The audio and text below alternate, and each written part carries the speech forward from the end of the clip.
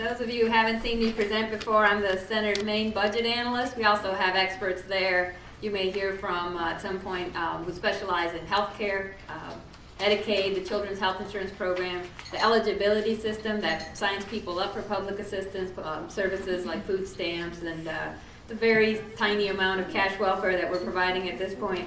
Don Baylor is our expert on workforce and economic development. We work on a lot of areas. Jane Burstyn, Child Protective Services. Dick and I are what's called the fiscal team at the center, and I usually talk about taxes and the budget, and he talks about taxes. But just to give you a broad overview, you're not going to see a slide in here that lists all the proposed cuts to the budget for 2012-2013 because that would be the Appropriations Act. It would be 1,000 pages worth of cuts.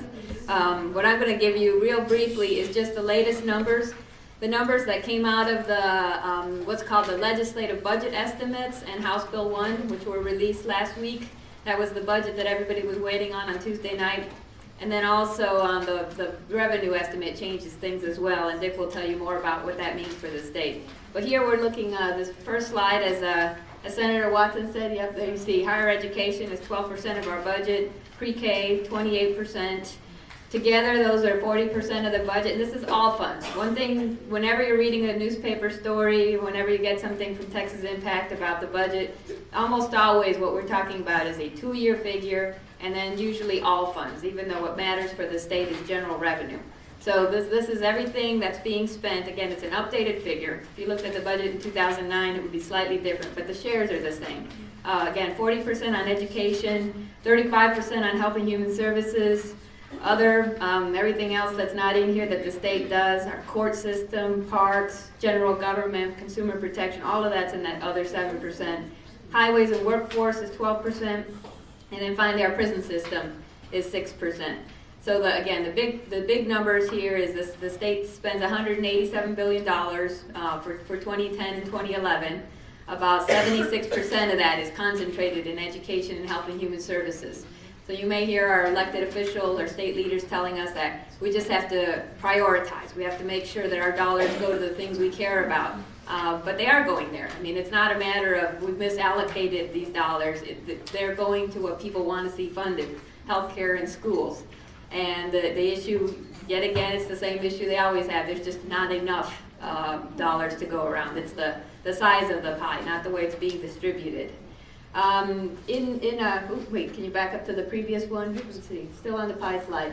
In green there, it doesn't really look green, but only $82 billion. If you again look at the official LBB numbers now on the budget figures, now they're saying we're spending $82 billion in general revenue. What they've done is set aside all the Recovery Act money that was used instead of general revenue, and now it's like they're pretending that never happens. It's sudden amnesia that's been developed because the proposed budget for 12-13 doesn't replace any of that. So this lower figure of $82 billion is what they would consider our general revenue budget. That's how you can come up with a revenue estimate a revenue estimate gap. How much are we spending? How much money will we have? Of about $15 billion. We're going to show you why it's much higher than that. Another thing about these numbers, we get asked, okay, does this include all the cuts that have been made already for 2010 and 2011? We heard Senator Watson. I've heard my boss say there will be cuts, and I keep correcting, at least our boss. It's like, no, it's not there will be cuts. There have been cuts. There has been nothing but cuts since a year ago. And there have been cuts to Medicaid, even some of the things that everybody said, let's not touch Medicaid. They've cut what we pay healthcare providers, hospitals and dentists and doctors. Cut the rates in September of last year, and there's another round of cuts going into effect in February. This doesn't just save the state, save general revenue. It costs us millions of dollars in federal income that we have already paid through our federal income taxes. So the loss to the economy, I mean, that's what we've had so far, nothing but cuts. But don't let anybody tell you there will be cuts. There have to be. It's like there already have been. We need to see some other options here. One other thing about, okay, so this does include already the $1.4 billion in cuts that have been made by the end of 2011. It also includes some additional costs that are expected to be made, shortfalls in the foundation school program, in Medicaid. That 187, one more thing before we go on to the next slide, it's gone up by about $5 billion since legislators left town in 2009. Most of that increase, almost all of it, $5 billion, is increase in federal funds for Medicaid. So this usually happens every time they update the budget. They realize a lot more federal money came in to help pay for services that weren't in the original budget. All right, so now we get to what we were constructing even before the biennial revenue estimate came out. We were trying to get a handle of just how bad might things be. Again, there were cuts all last year, calls for cuts, 5% cuts, 2.5% cuts, 10% cuts, because everybody could see the writing on the wall. We could see sales tax revenues falling. We could see that the revenue estimate was going to be nowhere near what was originally predicted. So what we were trying to get a handle on is how much do we need for next time, because we knew the revenue situation is going south, but the spending needs are almost always going up. That's because Texas is a growing state, 25 million and growing, and a lot of that growth is in children, or child population. Another 85,000 students every year enter our schools. And then the cost of healthcare is usually the other thing. If we can't buy healthcare for state employees, for retired teachers, for elderly and disabled in nursing homes, we can't buy that at the price we paid in 2008. This budget that they're about to write might attempt to do that and worse, but really healthcare costs go up every year. So this was just looking at the agency's request for money. They turned them in last summer, so this figure didn't really change much. But what we identified was that in each key area of government, about 20 billion was needed, extra dollars, general revenue dollars was needed just to do what we were already doing, a current services figure.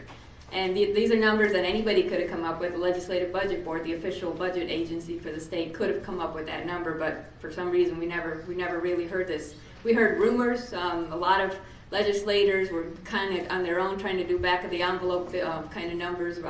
Chairman Oliveda, Representative, well, there was a lot of people throwing out big numbers, 28 billion, 10 billion. The numbers were all over the place depending on what they were trying to count.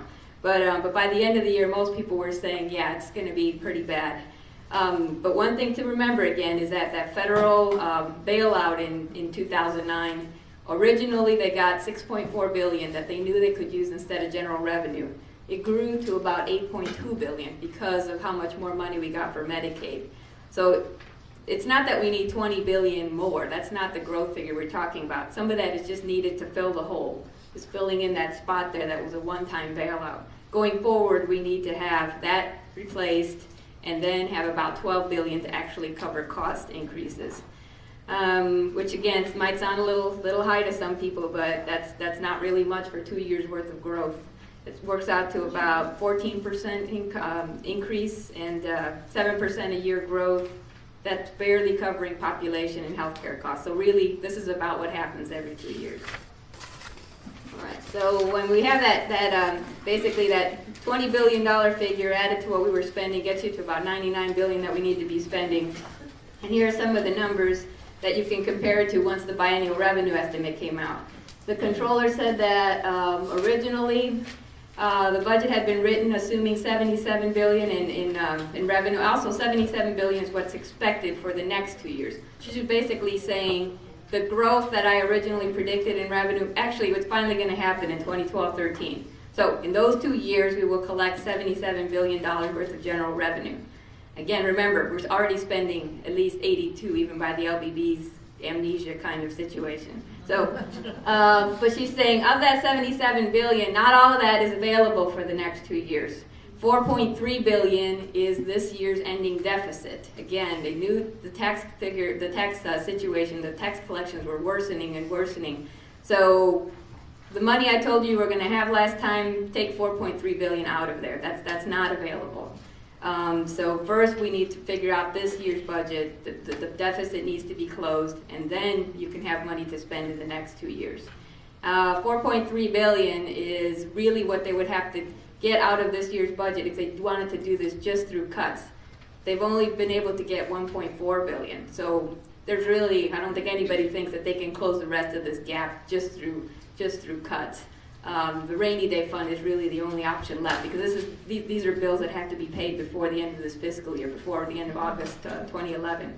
So, and then also there's a requirement every time she gives the revenue estimate, she has to say how much of this is set aside that has to go into the economic stabilization fund, the rainy day fund, so that takes another billion. So now we're down to 72 billion that's actually available Compare that to the $99 billion that we and anybody else who would have looked at agency requests. That's where you get a gap of at least $27 billion. We were there when they released the revenue estimate and put this number out, and immediately everybody was like, wow, how could this have happened overnight? Texas went from having a surplus and being fine compared to other states to having this huge hole. Again, that didn't happen that day. This had been building up for at least, I'd say, a year. Okay. All right, but you think that problem is bad. It's actually even worse. I wanted to call this slide, but wait, there's more. And Dick thought we needed to be a little more serious. Yes, it's I guess, even more of a shortfall compared to what agencies actually wanted. Everybody loves to try and critique the 27 billion figure and say, oh, it's those people, it's CPPP. As if we have we don't get anything out of this. Or they'll call these requests wish lists. You hear that dismissed a lot. Oh, those are wish list items. Nobody thinks we're actually going to pay for, in this case, enrollment growth and cost increases for Medicaid and CHIP. But this number that we were saying, the extra money needed for current services, the agencies themselves, if you look at these totals down at the bottom, agencies, everybody that turned in a budget request was asking for almost $107 billion in general revenue. And the reason I don't think these are wish lists or things they don't really need is because every single agency and university is headed by people appointed by the governor. I mean, they're not just really asking for the moon here. These requests had to go through so many steps of approval that I'm pretty sure they were told, don't ask for a single dollar you don't need. The Texas Education Agency, for example, had no exceptional items. So this, to me, is the real figure of how much was needed. 107 billion, compared to the revenue estimate of 72 billion, leaves a much bigger gap than even what we've been talking about. You'll never see those numbers again. The legislative budget estimates the fact that agencies wanted 214 billion, I think, in all funds. I saw them on the Texas Impact website. The all funds request, the GR requests, we're the only people who will give you those numbers. You won't ever hear them mentioned again, but that's really the true need. And here you see by area just how bad the underfunding is. That middle column is what's been recommended in House Bill 1 for each area. Education here is higher education and public education combined. That might be the shortfall you've heard the most about, the underfunding compared to where we need to be. Of that 41.7 billion that's recommended, that creates a gap of about 15 billion. 9.8 billion of that shortfall is just what's needed to fund the foundation school program. And that's about a 23% shortfall. We hear things like, okay, let's relax the mandate. That's the polite way to describe it, and pack a lot more kids into classrooms. Even if you get rid of that mandate, that saves, I think, the figure I saw was about $600 million every 2 years of state money.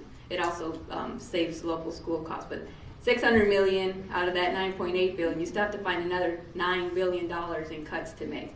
So these numbers are just so huge. Look at the percentages, just how far short of funding services we are. And yeah, just no matter how you look at this, again, I'm not going to give you a long list of how they're cutting the budget because that would take about another 3 days. I'm just gonna leave you with some big things to think about, some of which Senator Watson has already touched on.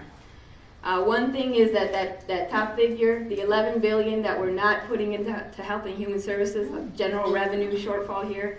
Not only is it a 35% gap in what they need, it leaves at least $15 billion in federal money unspent.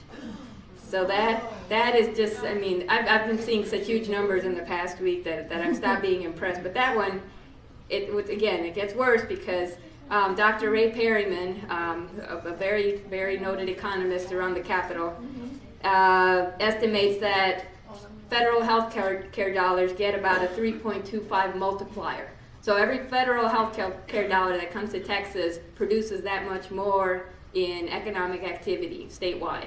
And it's not hard to figure out why. In most of your communities, the biggest employer is usually the school district, and then maybe second or third is a hospital. So dollars spent here, again, federal tax dollars you already paid. If we just bring them back to Texas and they get spent on health care, the multiplier effect is another $3.25. If we're leaving $15 billion in federal money unspent, that works out to about $49 billion in additional economic activity.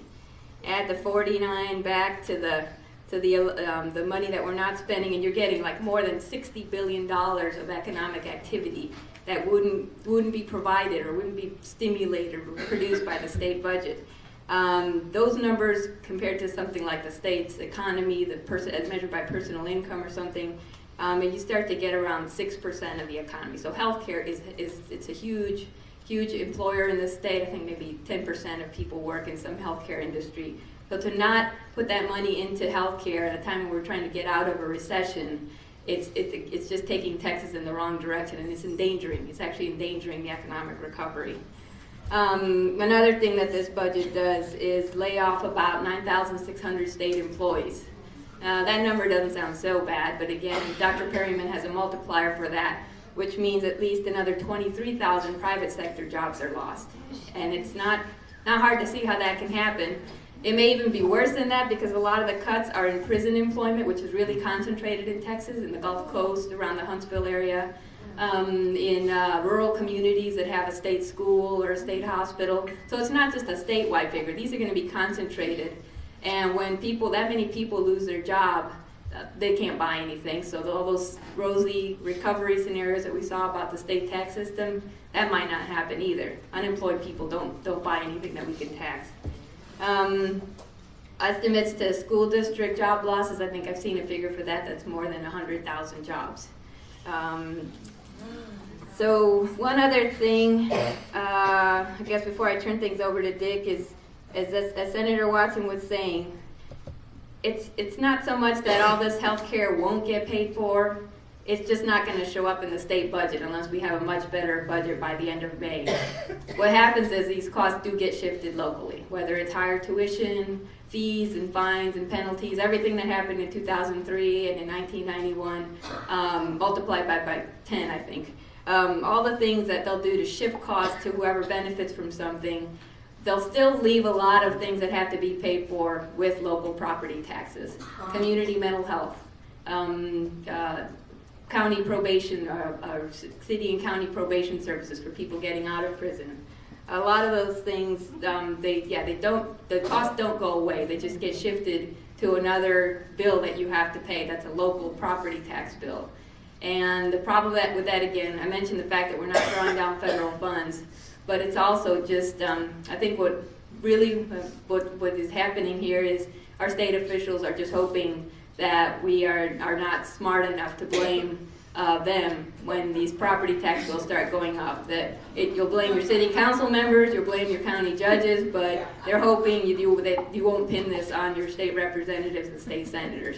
And really, the leadership needs to hear. Every time you write a letter or a letter to the editor or contact your representative, CC all the leadership, because your representatives, they may be with you. They may know all this. They may have seen one of our presentations. They may even be more liberal than we are on these issues. So they may not need the convincing, but the leadership really has to hear from you that these kinds of cuts are not the direction that Texas needs to go in.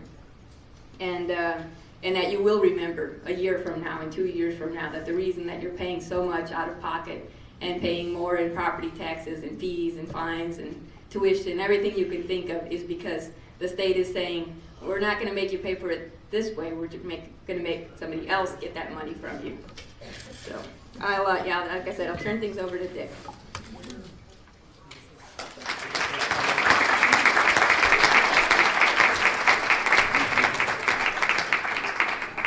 Hey, thank you for inviting us here. It's always a pleasure, and I'm glad B gave us the opportunity.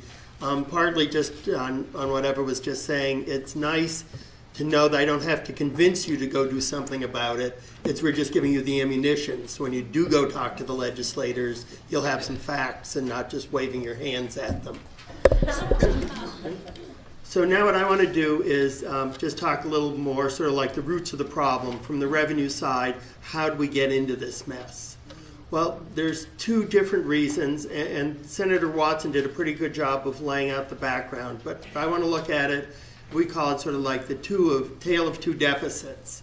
First, there was the global recession. That happened to everybody. It happened to all the states. And you really can't blame the controller for not anticipating how bad it was going to be because it was obviously a once-in-a-generation experience. And then there's the structural deficit caused by the excessive property tax cut in 2006 that the senator described. But first, let's look at what happened with the global recession.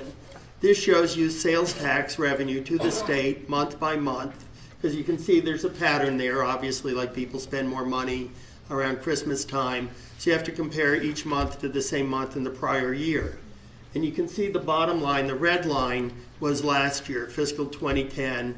And you may remember the state was below the same month in the prior year 14 months in a row, sometimes double-digit percentage below. And that's what caused the current year deficit. Understand, we are $4 billion short of being able to pay for the appropriations for this year, right now. They have to fill that hole before they can even get ahead to write the next 2 years' budget. Now, in the last 6 or 8 months, we've had positive comparisons, meaning we've been better than the year before, but not necessarily good. And you can see here the sort of olive green line, I guess, is the current year. For 2011, month by month, we're ahead of 2010, but we're behind 2009, and we're behind 2008. And I didn't want to put too many lines on here, and some months where I think we're even behind 2007. So we're trying to write a budget with revenue that might have been adequate in 2008, but we have more people now, and as Eva explained, especially in healthcare, things cost more now.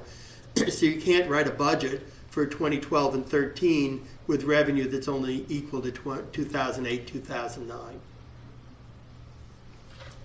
Now this is the other side. This is the school property tax cut.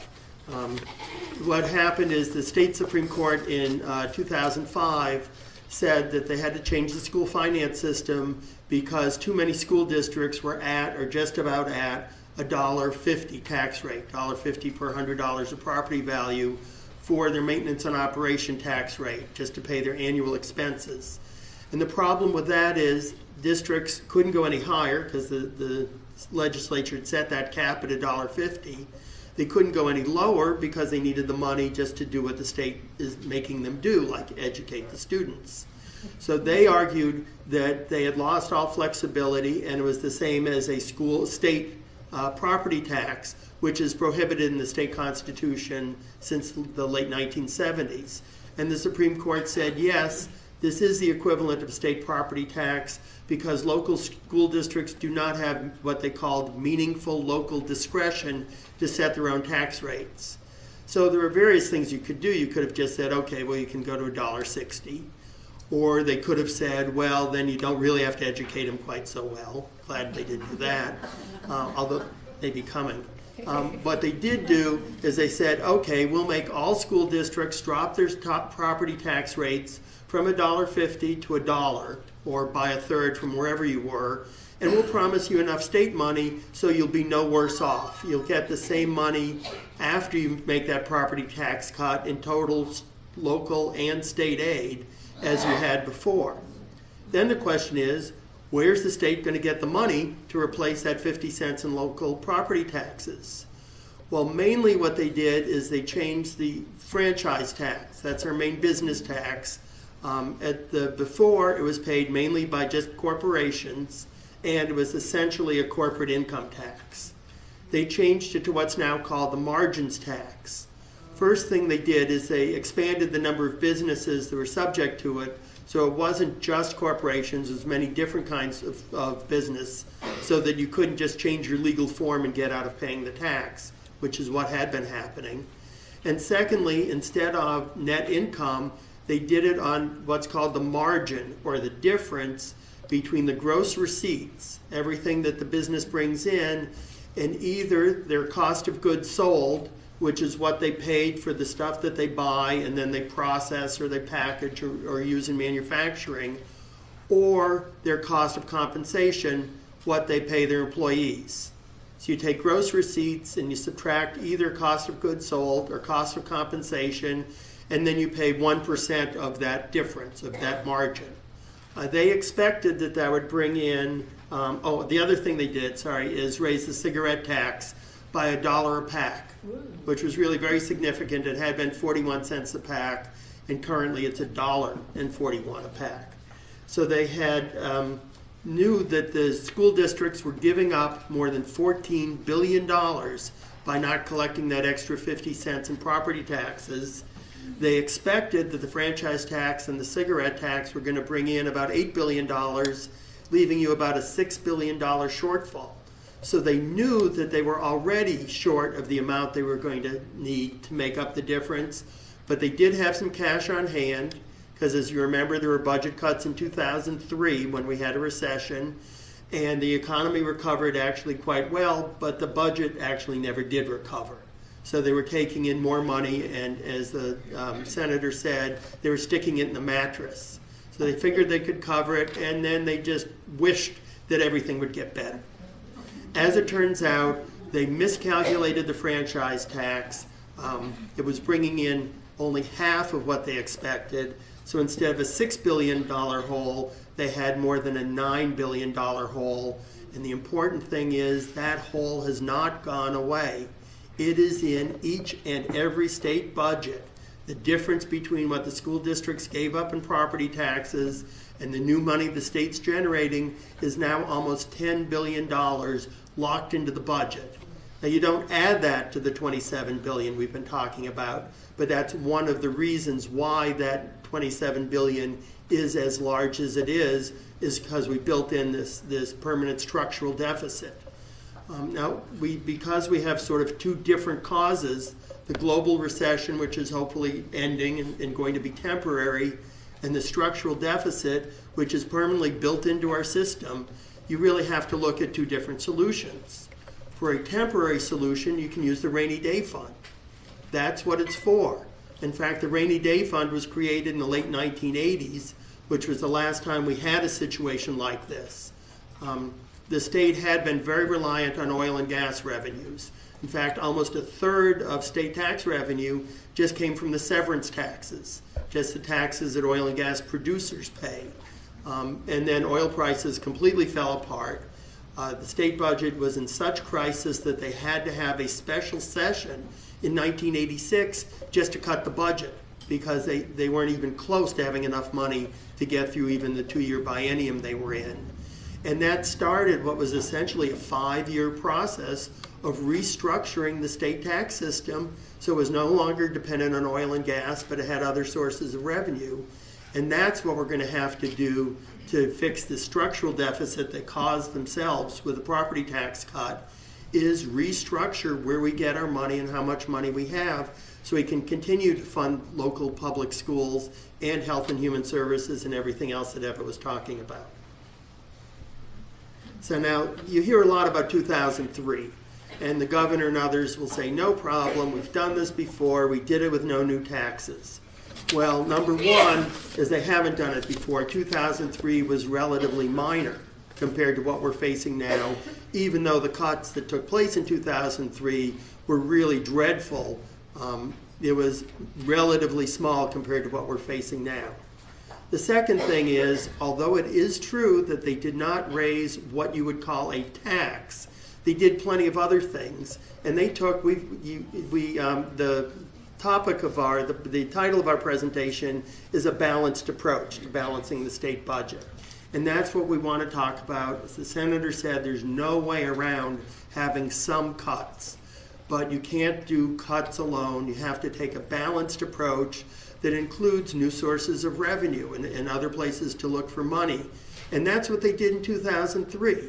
They may not have raised what you would call taxes, but they used cuts for only half of the shortfall that they were facing then. And then starting from the top, there were revenue measures. There were fees, there were extra fees for driver's licenses and things like that. There was cost shifting.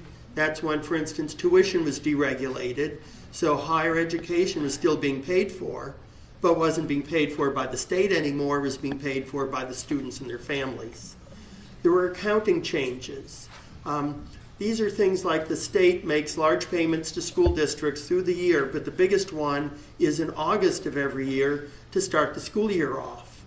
Well, if you took the school payment that's due from the state to the school districts in August of 2013, the last month of the 2-year budget, and you just pushed it off a couple of weeks into September of 2013, you don't have to pay for it in the 2012-13 budget anymore. It's off in the future. You'll have to pay it sooner or later, and the schools can count on getting it in a couple of weeks. But that's as much as $2 billion you wouldn't have to pay for in this budget, and that's better than cutting $2 billion out of the budget. Then there's the rainy day fund. I'll show you the numbers in a second, but it's more than $9 billion now, and we think you should spend it all. That's what it's for. And in fact, people say you can't spend it, it's good for our bond ratings. Well, if you read what Standard & Poor's says, they say, yes, it is important to have a reserve. The reserve should be a certain percentage of your expenditures, and the reason you have it is so it's there when you need it. It's not so that you have it there forever in your bank account and you're cutting services rather than spend it. This is what it's for. As I started to say, it was established in the late 1980s when, as a result of their experience having to have a special session just to cut the budget, they didn't want to have to go through this again. So they went to the voters and created in the Constitution the Rainy Day Fund. It's officially called the Economic Stabilization Fund because that's what it's for, is to stabilize the state budget when you hit an economic problem like the recession. And what it does is it takes 3/4 of all the natural gas and oil production tax revenue above the 1987 level. Oil prices are pretty good right now, and there's an awful lot of natural gas production like in the Barnett Shale, so the money poured in the last few years, especially when oil was at $145. So it's built up quite a bit. Lucky for us, that's what it's there for, and we ought to use it now. Then also, one last thing, in 2003 is we got federal fiscal relief. In fact, it came in May, just as they were writing the budget. It's not going to happen this time. Okay, this is... Why is that? Why won't it happen this time? Because the control of the Congress has shifted, and they feel like they've done enough in terms of stimulus or fiscal relief money, even though now the states are really suffering. I think the states are on their own as far as Congress is concerned. Does that money require payback? No, it's like the money we got that got us through the current biennium, that $8 billion or more was money. It was called the State Fiscal Stabilization Fund, or as an extra match for Medicaid. That was money given as federal aid to the states, and we certainly needed it, but we're not going to get anything like it again this time. So this is the changes that were made in the period of the late 80s, just to show you that it was possible to restructure the state budget and the state revenue system, and we were better off for it.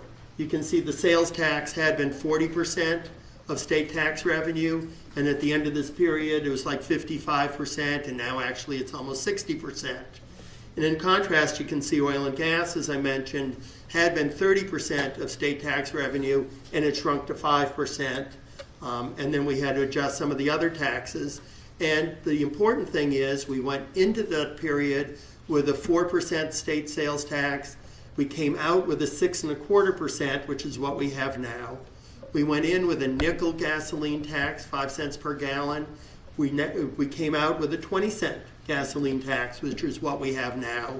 We raised taxes then, and through the rest of the 1990s and into this current century, Texas did just fine with higher tax rates because we used the money wisely. Among other things, that's when the Edgewood school finance cases were, and we spent a lot of money to increase school finance equity, which has paid off for us. So we should not be afraid to raise taxes when we need to if we're going to use the money wisely, and we have plenty of unmet needs and unfulfilled investments that we could use the money for. Now this is the rainy day fund.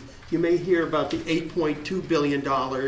That's the money that will be in the bank at the end of August of this year.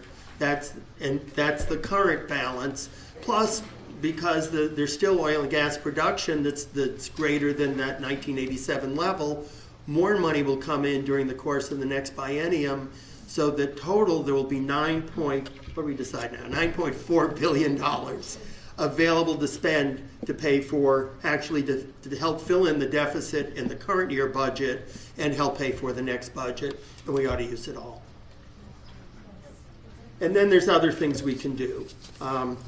One thing we should do, of course, is enforce existing tax laws, especially the controller has started an audit of the franchise tax, of the margins tax, and there's clearly either misunderstandings or attempts to take advantage of loopholes in that law, and all those need to be closed. But in addition, there are exemptions that people take advantage of, fully statutory exemptions that need to be examined, and the Ways and Means Committee, in fact, did spend their interim.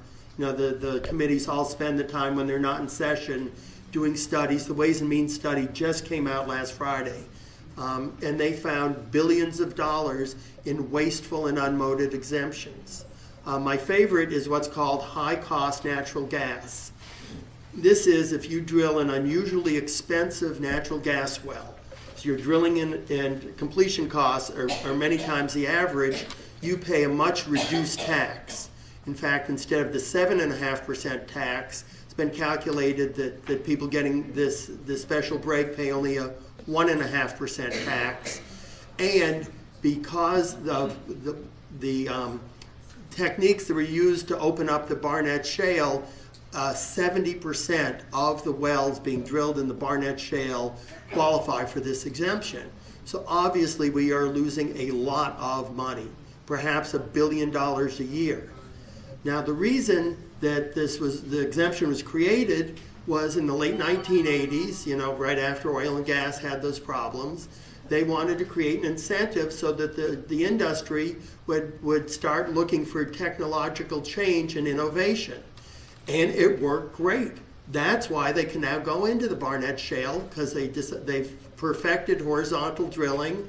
They've perfected hydraulic fracking. You know, they pump water in order to force the gas out. And it's worked wonderfully.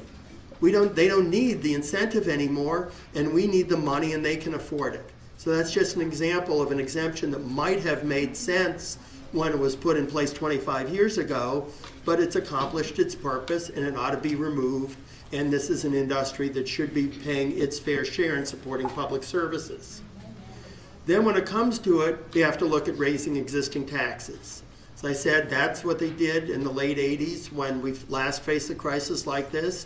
They raised the sales tax, they raised the motor fuels tax, we more recently raised the cigarette tax.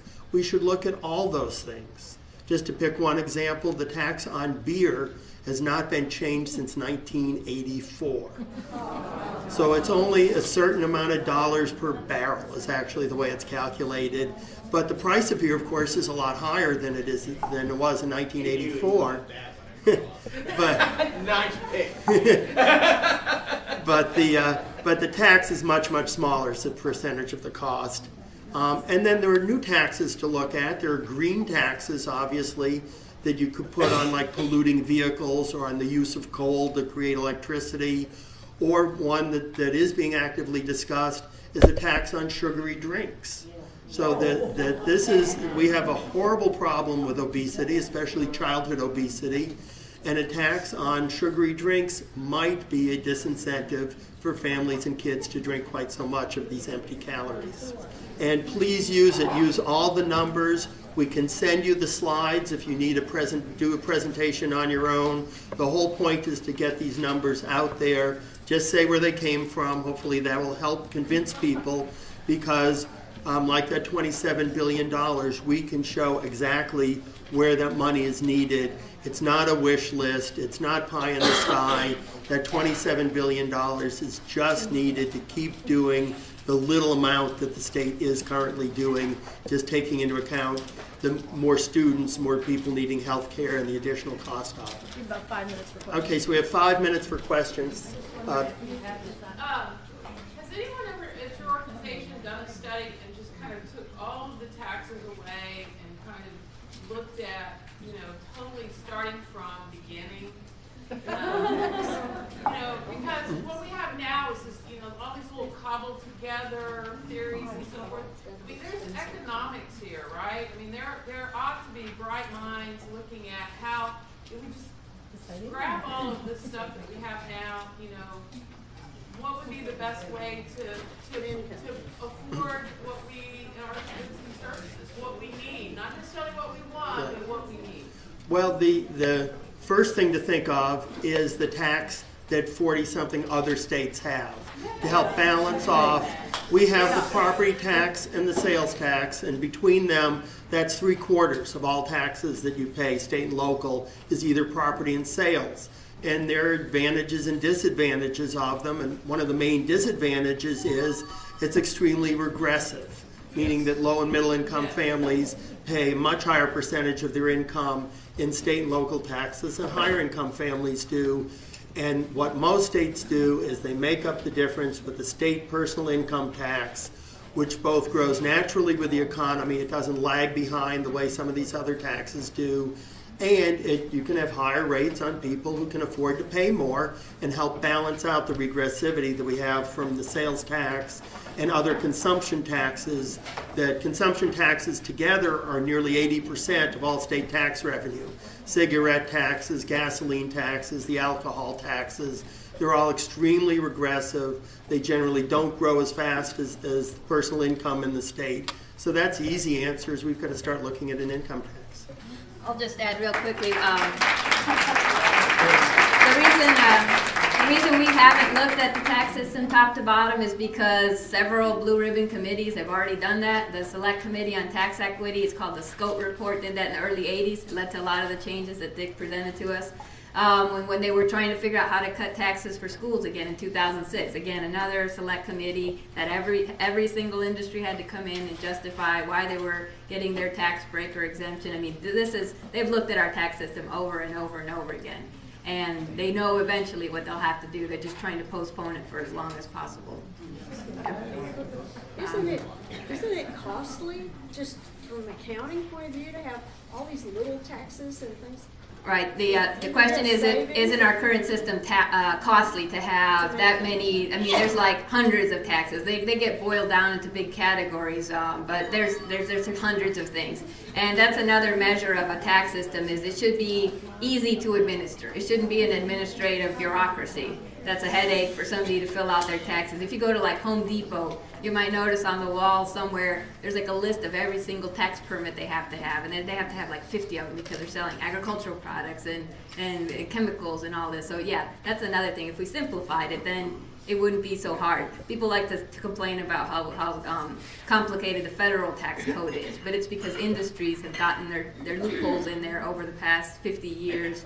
If our taxes are complicated, it's usually because the industries that have to pay up want it that way. Yes. Over there, ma'am. Yes. Oh, I'm sorry, behind you. Yeah. Yes. You mentioned in the process, but moved on the prison revenue, the whole notion of privatization of prisons is what I want to raise. Can't hear. Oh, yes, I Can't hear hear you. We want to know how much we are spending in privatized prisons that would be run by the state, they would be revenues that would not be neutral in terms of all the money, and this whole thing with prison industrial complex.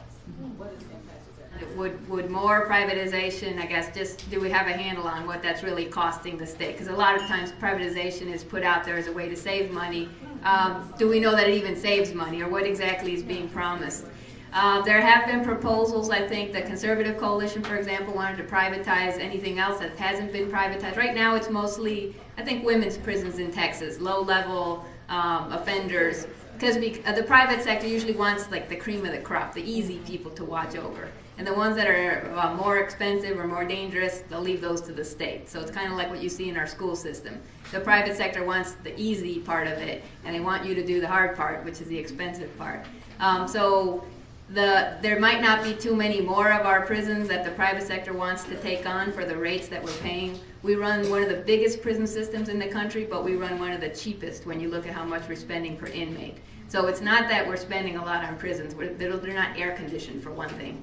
They're just horrible places to be in. But we have so many thousands of people, 150,000 I think, incarcerated, that it's just the sheer numbers. So turning that over to the private sector doesn't get any cheaper unless they don't pay prison guards very good wages, which the state doesn't do. But then they would also have to cut basically the health insurance and the pension that goes along with that.